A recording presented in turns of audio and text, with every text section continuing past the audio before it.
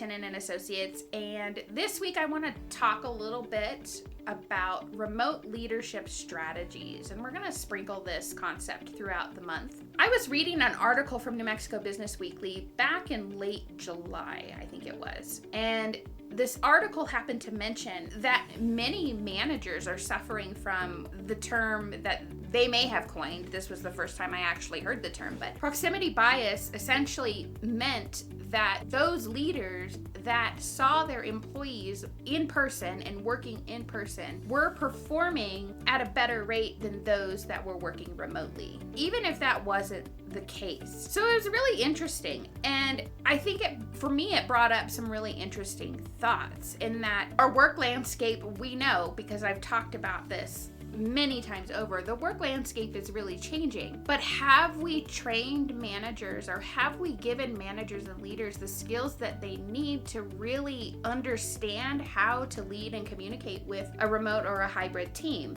And I think that is a gap that still does exist. Now, we know remote work, or I would say actually, in my opinion, probably hybrid work, based on what I have read, is more appealing and more competitive for employees, and it's more competitive if organizations offer some sort of hybrid or remote option. But leaders and managers, they don't have the skill set to be able to manage teams in that capacity. And so I think it's creating this gap or this perception that, oh, well, if you're here in person and I can see you, your performance is obviously better, even when that's not the case. And it's interesting because this may actually lead to different ways in we approach compensation at some point. And are we paying somebody for their, lack of a better term, their butt being in the seat, or are we paying them for output and performance? And so I think we have to consider that leaders and managers who are leading hybrid or remote teams, they don't know what they don't know. And old models are not going to necessarily work for new ways of thinking and new ways of doing things. So what are some strategies that can help leaders and managers lead distributed teams? Because essentially that's what they are. If we are in other remote locations, your team is distributed. And I think technology for clear communication is really helpful. Tools like Slack or Trello, which is a tool that I use and love,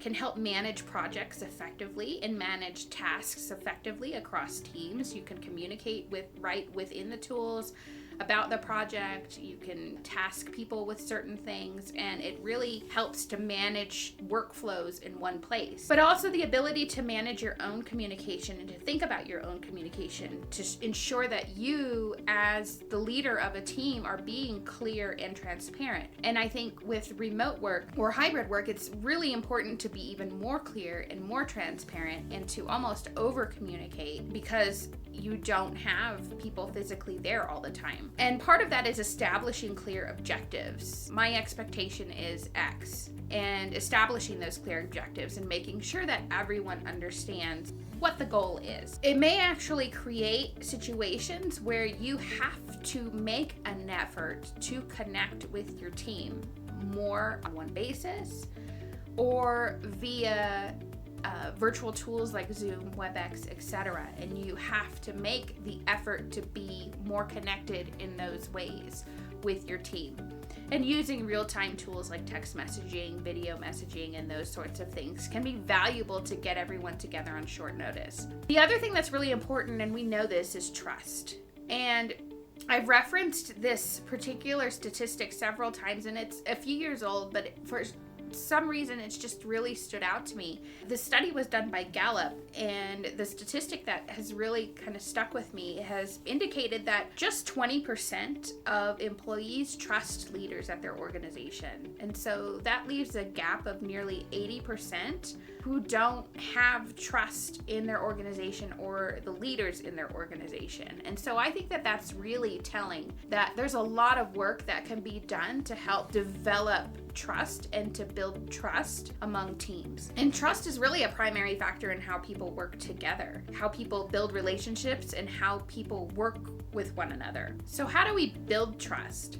Building trust takes time, but thinking of how we're going to build trust with our team over time, we have to be able to show empathy, or the ability to care about others, or to put ourselves in the shoes of other people. And we have to remember that our teams come to us. Adults come to the workplace with prior knowledge and prior baggage, good and bad. And so we have to remember that people come to us with those things, and sometimes we have to spend time peeling the onion, so to speak. Transparency is huge, not meaning full disclosure, but we're going to talk to people about what's happening, especially if it involves them or their job. We're going to consider getting their input, and we're going to involve them in that transition, because when we don't do things like that and we don't make things clear and easy to understand, we almost build this culture of fear. Which brings me to psychological safety, which I've talked about many a times, but the ability for people to share ideas, to share mistakes in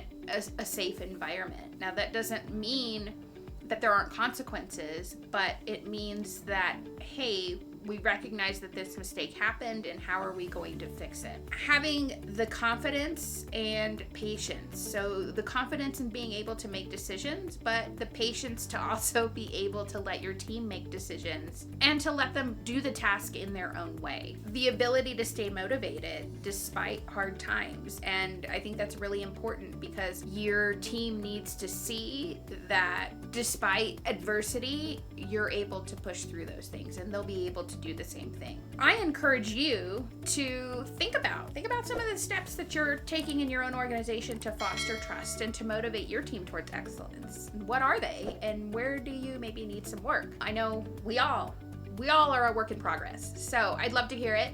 Share your thoughts with me in the comments, or you can find us on social media. Just look for kellytinnon.com. I look forward to seeing you there, and we'll see you soon.